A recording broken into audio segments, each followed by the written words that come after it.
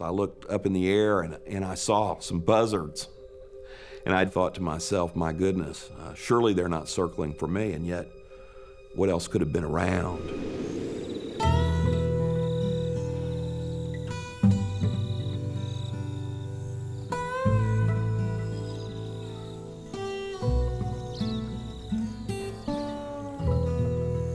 I remember the World Series was on the radio between the Cardinals and the Tigers, and I'm a big baseball fan, so I was just taking it easy, driving, listening to the World Series, and enjoying the scenery.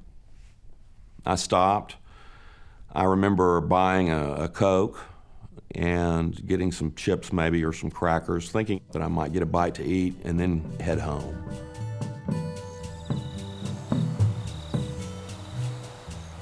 Well, I knew I needed to call my wife. The problem was my cell phone wasn't getting a signal. Something came out of the roadway. I mean, it just came out of the roadway in an instant. I believe it was a deer. I couldn't say for sure. I was going fast enough where I got off of the shoulder of the road and onto some gravel. I tapped on my brakes. As I did, the car went into a spin and went over the side of the ravine.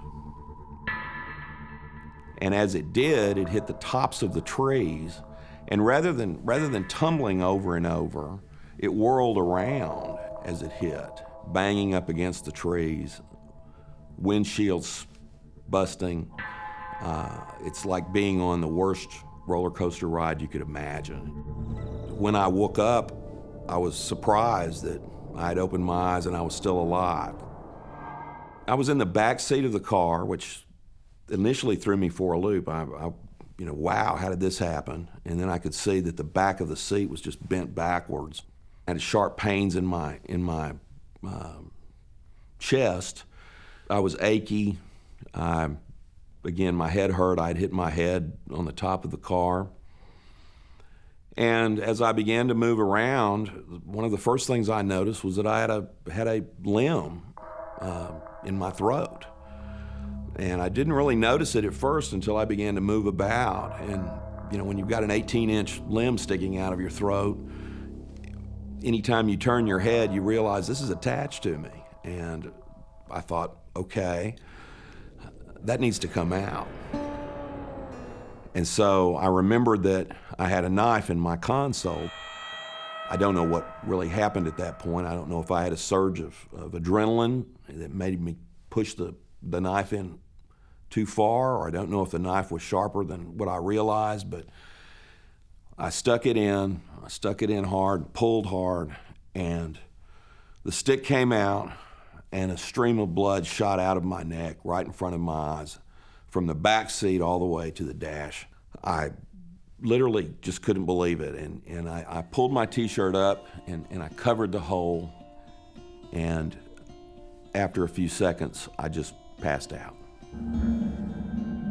When I woke up, I felt of my neck, and I began breathing, and after a few breaths, I realized that I was exhaling out of the hole in my throat, and you could hear the skin flapping. I began to smell gasoline in the car, very, very strong smell of gasoline, and knowing what I know about gasoline, what everybody knows about gasoline, it's not a good place to be around it if it's leaking, especially when you've just been in an accident.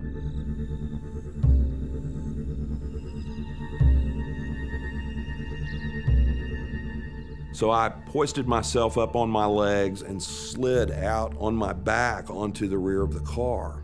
I then just fell all the way off the trunk in a backward position and landed on my head.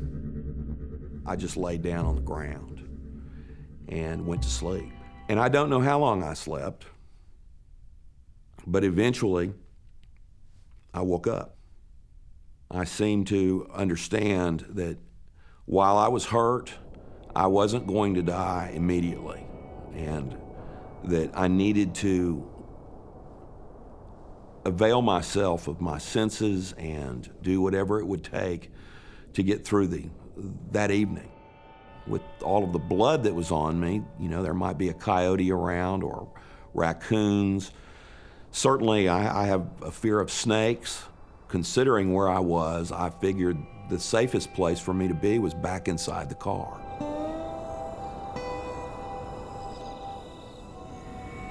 Now I was beginning to contemplate on what my family might be doing back at the house, and I knew that they would have no idea where I was. They would, if they were searching for me, they would be searching for me 35, 40 miles away on a different road, because it wouldn't make sense that I would be on the road that I was on. I decided that I would try to get out of the car and get up the ravine. I got out of the car again, very painful, difficult ordeal. This is something that took 35, 40 minutes to push the door open and squeeze my body with the door of the car pushing on my ribs. And for some reason, someone had placed a barbed wire fence at the bottom of this ravine.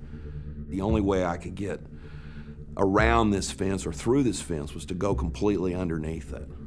That in and of itself took what seemed to be a long time, an hour, hour and a half.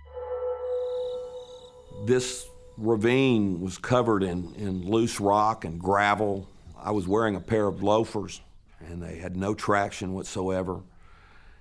I was weak. I couldn't dig my heels or my toes into the ground, and there was very little to grab hold of. Each time I tried, I'd just fall back to the bottom of the ravine. And I did this for hours, and I couldn't do it anymore. I started my trek back to the car, and I had to go under the fence again. And it probably took me an hour to go, literally 60 feet. When I tried to get back in the door, I noticed a Coke bottle that I'd bought as I was driving the night before that I hadn't finished drinking. So very carefully took the lid off and took a few sips, was wondering whether or not it would come out the hole in my throat. But fortunately it didn't, and it gave me quite a bit of relief. And I was very careful not to drink all of it at one time, just to save it. But again, my throat was so parched, I would have given anything for some water. As I leaned back and was beginning to think how long I needed to rest, I looked up in the air and I saw some buzzards. And I thought to myself, my goodness, surely they're not circling for me, and yet what else could have been around?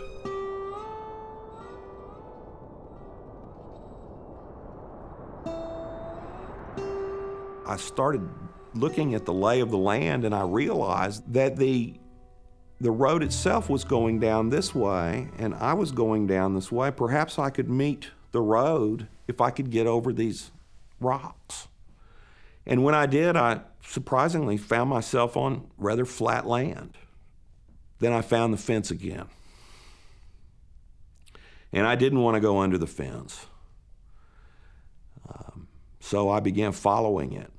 It came to a spot where it wasn't connected to a fence post. I could literally step over it. And when I reached the top of the gully, I realized I was on the shoulder of the road. As I was walking, I began to take an evaluation of my looks, and I realized I was covered in blood and rocks and dirt. My hair was matted, and I thought, my goodness, who's going to pick me up when they see me like this? A fellow in a pickup truck passed by and slowed down. As he pulled up, he offered me help, and I couldn't talk except in a very small whisper. I believe I just said wreck.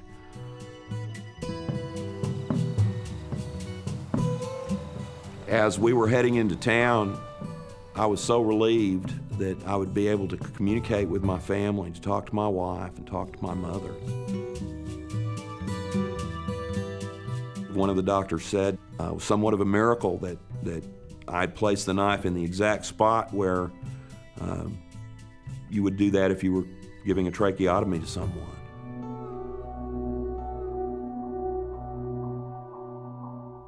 I survived because I knew not to give up, to constantly assess where you are, what your situation is, and make things different. But if you just give up, you'll never make it.